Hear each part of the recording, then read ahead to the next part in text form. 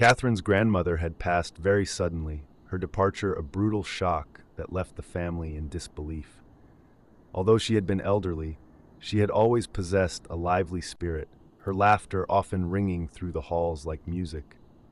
The stark absence of that warmth felt like a gaping wound. Among the family, the devoted maid was the first to notice something strange on the night of the grandmother's death. Her hands trembling, she later recounted how she'd been woken at 2 a.m. by a faint voice calling from the dark. "Water me, please," her grandmother had whispered, her tone laced with an urgency that made the maid's heart race. The maid had hurried to the kitchen, her footsteps echoing in the silence, fumbling through the shadows for a glass. Yet as she filled it, her hands shook uncontrollably, and she poured a glass for herself, the water spilling slightly over the rim. When she finally gathered her wits and returned to the bedroom, the sight that greeted her was chilling. Catherine's grandmother lay motionless, her once vibrant eyes now dull and lifeless. A scream erupted from the maid, reverberating through the house, shattering the stillness of the night. But when she shared her story, Catherine's family dismissed it outright. They believed the poor woman had imagined it all in her grief. "You're just overwhelmed," they insisted, their eyes glazed with fatigue.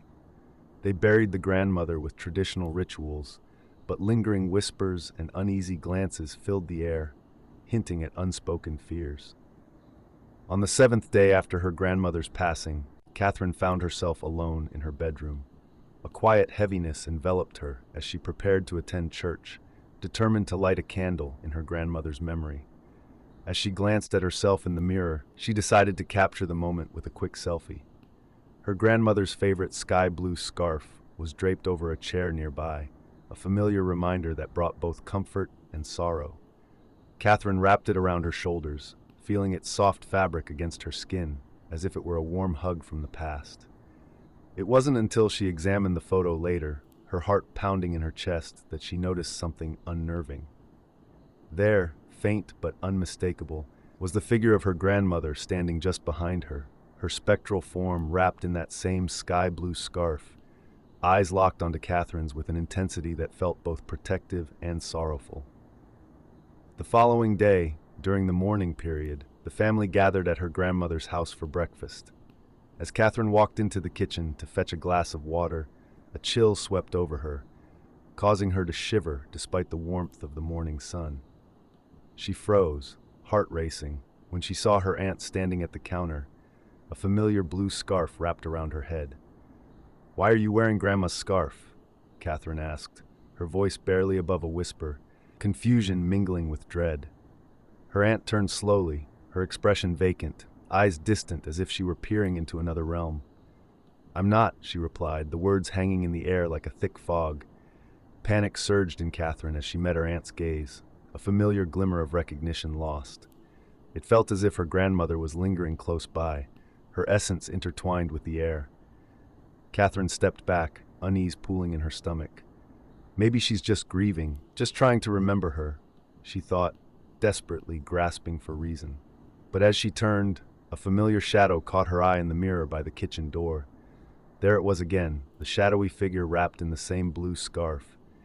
A strangled scream tore from her throat, and she bolted into the yard, crying out for someone, anyone, to come. The family rushed outside, their faces pale with concern, but their worried expressions turned to confusion as they gathered around her. Catherine's family dismissed her account entirely. No one else had seen or sensed anything unusual, and her grandmother's sky blue scarf remained undisturbed, draped innocently over its chair. Doubt seeped into Catherine's heart, weaving a web of uncertainty. Was grief playing tricks on her mind? The unease lingered, and she felt like a ghost in her own home, haunted by memories that refused to fade. On the 40th day after her grandmother's passing, Catherine was in the yard when she noticed the old fan rattling wildly, spinning erratically as if caught in a tempest. "Aunt, where's the fan control?" she shouted, expecting to hear her aunt's familiar voice in response. But a soft, familiar voice came from right beside her, whispering, "In the drawer." Catherine's heart raced as she turned, expecting to see her grandmother standing there, but saw only the emptiness of the yard. Trembling, she walked back into the house, the air thick with an inexplicable tension. Just as the voice had promised, she found the fan's control switch in the drawer, but tucked behind it were her grandmother's old, worn carpet slippers, the very ones they had put away in the closet, preserving them as a cherished memory. A chill crept over her, and the air around her felt electric, with an unshakable sense of foreboding. That night, the family went to bed as usual. The other girls drifted off to sleep, their gentle breaths a soothing sound in the quiet house, but Catherine lay awake, her mind racing, a knot of anxiety twisting in her gut. Unable to shake the feeling of being watched, she tiptoed out of her room, hoping a glass of water would ease her troubled thoughts. But as she passed the hallway mirror, her heart stopped. Her grandmother's reflection stared back at her, eyes sharp and full of a sorrow that pierced Catherine's very soul. Panic surged within her, overwhelming her senses. In a desperate act, she grabbed a nearby object and smashed the mirror, the sound of shattering glass resonating like a death knell in the silence. The fragments scattered across the floor, and for a brief, horrifying moment, Catherine heard a laugh, low, chilling, echoing in the empty hall. "Do you hear it? She's laughing!" she cried, but when her family came running, no one else had heard anything. They looked at her with concern, their whispers hinting at disbelief, their eyes betraying a mix of fear and sympathy. "Maybe she's losing her mind," they murmured, their worry morphing into unspoken judgment. That night, Catherine dreamed of her grandmother. The dream was vivid and haunting, her grandmother's face heavy with sorrow, her voice trembling as if it were made of mist. "Why did you break my mirror? You've blocked my way in," she lamented, her voice fading like the first light of dawn. Catherine woke in a cold sweat, the dream clinging to her like a shadow. Determined to avoid mirrors, she feared what she might see and worried that her grandmother's spirit would find her again through that shattered reflection. Days passed, and soon it was her grandmother's anniversary. The family gathered to honor her memory on her land, each member carrying their own quiet grief.